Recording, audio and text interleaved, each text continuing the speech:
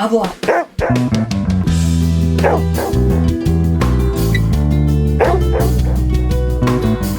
Alrighty, welcome to another episode of FitPet Boston Talks. My name is Leah and I am the host of the show. And today, I'm going to do something that I've never done before on the podcast, and that is I'm going to review a book that I have recently finished. If you're new to the podcast, thank you so much for tuning in. Thank you for your listening ear. This podcast was originally meant to interview local Boston area dog handling professionals and talk about their lives, dogs, and careers, which I did quite a bit of in the early days. These days, I have been sitting with my spouse, Laurie, and we have tackled a whole slew of dog training issues, dog handling issues or topics, or we've given tips and advice, and it's been going super. I've had a little bit of a kind of a shift in the way that I do the podcast, and I'm a very stubborn individual, so I am sticking with it. But we get really great feedback from the people who listen to the podcast, which we very much appreciate. So this is a dog training podcast for the most part, giving tips, but today I'm going to do a book review. So I recently finished the book Coyote America by Dan Flores. It was a very insightful read. And I just wanted to start out by saying I am not an authority figure or a super smart person. I'm just somebody that read a book and the book really resonated with me. And I want to share it with you because my mind was changed. And I think anytime that happens for me, I always want to share it with a bunch of people because I'm like, you have to read this. It was so interesting. And now I have a platform where I can maybe influence some of you out there to maybe pick up this book and check it out. So, Coyote America by Dan Flores, published in 2016.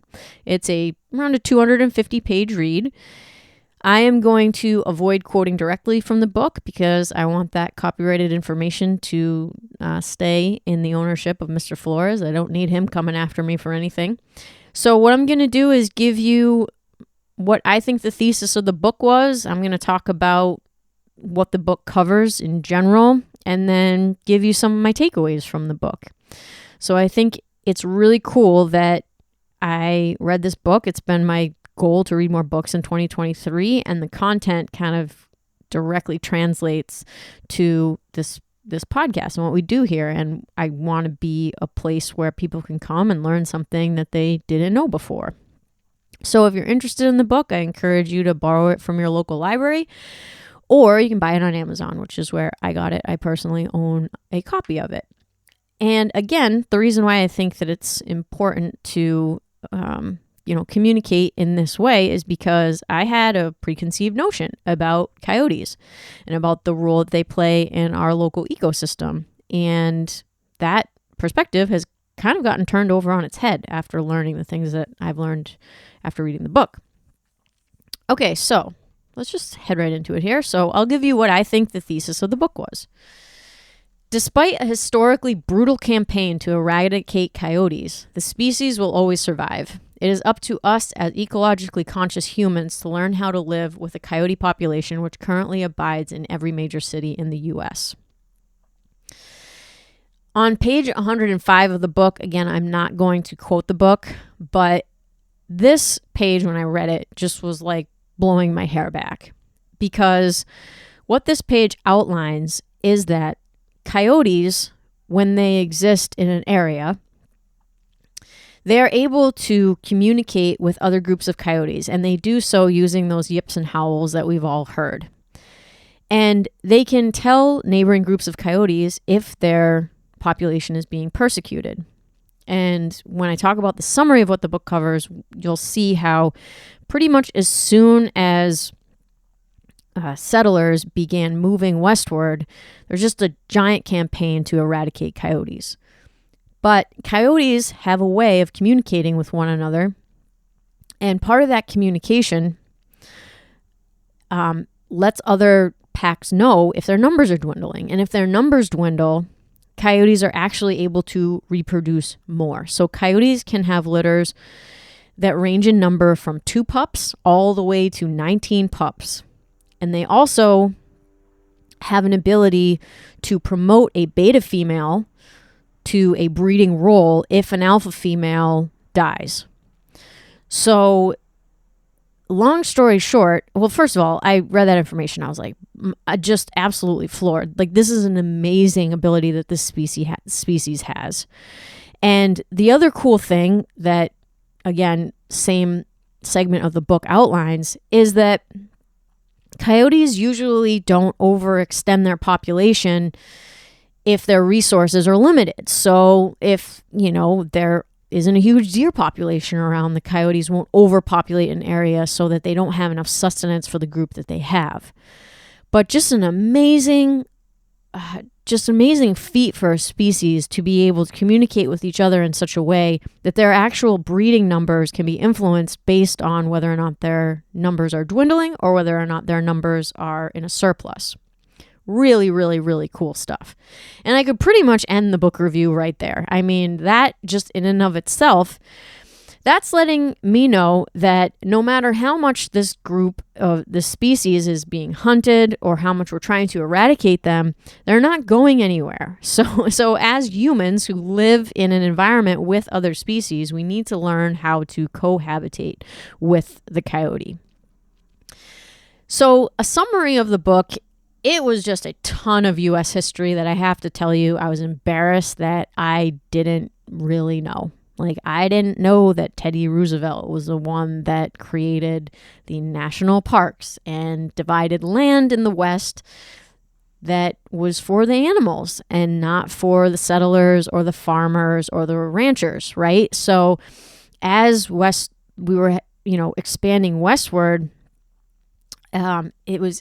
it's actually kind of disgusting how we did it. I'll get into that in a second. But the first part of the book actually talks about Native Americans and how they viewed coyotes. So they viewed coyotes, they idolized coyotes, of course, because, they were amazing and we just came and wiped them out like we do with anything good. But they idolized coyotes.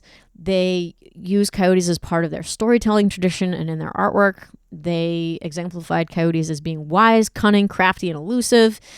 It's not really super clear, but it doesn't look like they hunted coyotes, and they more coexisted with coyotes, which ironically is the stance that we are currently trying to take when we are learning ourselves here in modern day how to interact with coyotes. We're kind of going back to an Aztec tradition of coexisting with the coyote. So the second part of the book talks about that westward expansion and Western cultural mentality of wildlife echoed the Western views of Native Americans, unfortunately. So there were mass extermination efforts in the 19th and 20th centuries against predators and herd animals. Almost eradicated wolves and bison completely. I think wolves at one point were completely eradicated, and now there are efforts to reintroduce them, some successful, some unsuccessful. And they used all types of extermination practices to get rid of coyotes. So shooting, trapping, drowning were the most popular, but poison was a really popular way of trying to get rid of these pests, they called the coyotes. And the earliest form of poison was strychnine. I don't know if I'm pronouncing that correctly, strychnine. 1080, which was introduced after World War II because that was a chemical compound devised in World War II. Thallium sulfate, another chemical. Cyanide.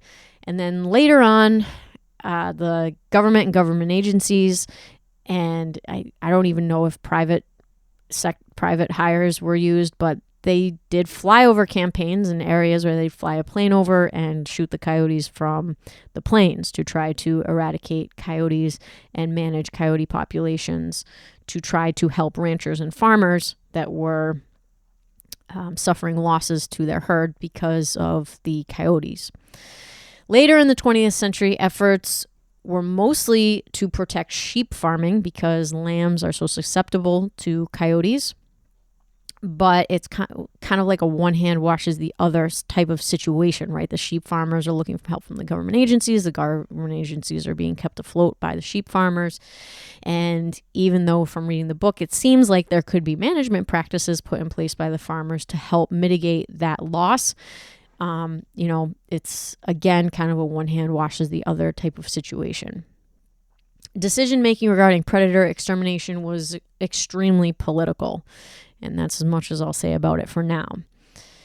It wasn't until 1973, believe it or not, when Richard Nixon was president, that he tried to enact the Endangered Species Act, which was the first reprieve on a tireless extermination campaign. And the Endangered Species Act started to limit the use of poisons. It also helped to protect animals that were in national parks. And let's face it, Nixon did this to try to get votes from the younger environmentalist crowd. He really didn't care too much about the environment. And these acts were either instated or sidelined during the Carter and then Reagan administration. So until today, even though the use of poison against coyotes is pretty much non-existent, at least not by the government, there is still a campaign against coyotes because they, still pose a threat to farmers if the farmer is choosing not to, bring their flocks in at night or, employ proper fencing, stuff like that. The public dismay over the use of pesticides and poisons came after the publication of the book Silent Spring, which really shed a lot of light on the use of DDT as a poison originally used to help control the mosquito population. But as we all know now, DDT is pretty terrible for your health. So the public became a little bit more involved in these, pesticide and poisoning practices as the years went on. But again, even into the 21st century, coyote extermination is still on people's minds, right? Coyote hunting is still, popular. It's still legal. And it's a technique that people think works against the coyote population. This is also a point of view that I held before reading this book. So I thought, hey, coyotes are turning into a huge problem. We hear all the time, especially on the South Shore and on the Cape, coyotes attacks on dogs and getting really close to people. And I'm like, hey, shoot those things. They're super threatening. Again, after reading this book, it really doesn't matter if you shoot one. They are going to find a way to cohabitate and be close to us because, there's food, there's places for them to raise their young. And, the way that coyotes evolve and the way that they are able to habituate to different environments makes it easy for them to basically live anywhere.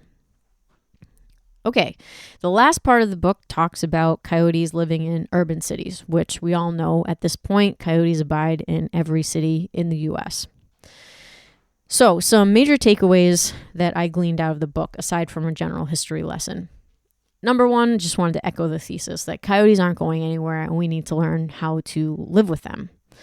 And at one part in the book, they offer just some really common sense advice about paying attention when you're out in the environment, watching your small children and toddlers, keeping your small dogs close by and on a leash, not walking at dusk or at nighttime, and keeping your cats inside, especially at nighttime. These are all common sense practices that we threw out the window. And if we're not using common sense practices and we have an interaction with the wildlife, our human tendency is to be like, hey, shoot the wildlife. But it's like, okay, what if we just use a little bit more common sense in this situation and brought our indoor cat inside at nighttime? These are things that, let's be honest, we're not paying attention in general, even when we're out and about and in public. Everybody's got their face in their phone. It's always somebody else's fault besides our own. And we love our pets more than our kids sometimes. So all of that combined, it doesn't look very good for the coyote, despite the fact that science is telling us, hey, it doesn't matter if we eradicate and trap and remove and relocate these creatures. They are going to be with us, so we need to figure out how to live with them. Additionally, there is not going to be a coyote apocalypse where you're driving down the street at night and there's 30 coyotes on the street, right? Because once again, they're able to communicate with each other and not oversaturate an area with too many coyotes for the number of resources that there are to support that population. Second takeaway is that this is a nuanced issue. So we have thousands of % chance more of getting bit by a dog than we do by a coyote. So you are more at risk walking down the street, passing another dog than you are seeing a coyote in the woods. That's just a fact. That's just numbers, right? So we do have to recognize that coyotes occasionally attack pets. They occasionally attack people. It's best if coyotes remain unsettled around humans, so interactions are as small and as infrequent as they can be. There are very few incidents of young children and hikers being attacked by coyotes, and it's unclear if feral dog populations are integrating with coyote breeding or if it's territorial issues. They're still rare, but they do happen. So it's a nuanced issue. So I'm not sitting here saying, hey, after I read this book, I want to go pet coyotes. Like, that's not what I'm saying at all. We want coyotes to be wary of us. We want them to stay away from us. And there's some really good advice on page 190 that just gives some basic advice about what to do if you see a coyote. So try to remain dominant, make a lot of noise. If the coyote seems like it's going to bluff you, pick up a rock and, throw your best shot. You want that coyote to be comfortable at a distance from you. And for goodness sakes, do not feed coyotes. That was a message in the book. I wish to God I could read the passage, but I'm not going to. But, no feeding coyotes, keep your distance, make loud noise, make yourself bigger than they are. And the goal is for that coyote to scram, for them to be a little bit wary around people. That will help with the cohabitation efforts. So the third takeaway was a question that was answered for me, and the question is, why do coyotes target our pets? So when they study the fecal material of coyotes, they find that there is very, very little pet material in a coyote diet. So coyotes aren't running around eating our pets. So it's kind of a generally like kind of an urban legend, let's say, that coyotes live off of trash and cats, right? And that's just not the case. If anything, coyotes are omnivores, so there is some plant material in their diet. And the majority of their diet are small animals, such as rats, mice, ducks, rabbit, and geese. And coyotes certainly play a role in pest population, controlling the pest population in the ecosystem of a city. That being said, there's some evidence that if a cat or a small dog is in a coyote's territory, that coyote will be territorial and get rid of the threat to the territory, which is your pet. But most of the time, it seems that they are not consuming the pet as a food source. So it's more of like a defense against the territory than it is coyotes are actively looking and hunting your cats and dogs to consume as a food source, which is kind of good news. Fourth takeaway is that our large dogs are a threat to coyotes and can help reduce interaction. So for years and years and years, our dogs were loose. They were outside. And dogs were they were a threat for coyotes. They're normally bigger than coyotes, and coyotes would stay away because our dogs were outside. Well, dogs aren't outside anymore, right? We keep dogs indoors. We use fencing. There aren't large groups of dogs just kind of wandering around on the streets anymore, and that has made it possible for the coyotes to get closer to us and feel more comfortable being in our space. The fifth takeaway was just an interesting concept for me, is that the resilience of coyotes is because of their adaptation to living alongside wolves. So before humans showed up on the scene, wolves were the number one threat for coyotes. So they're bigger than coyotes.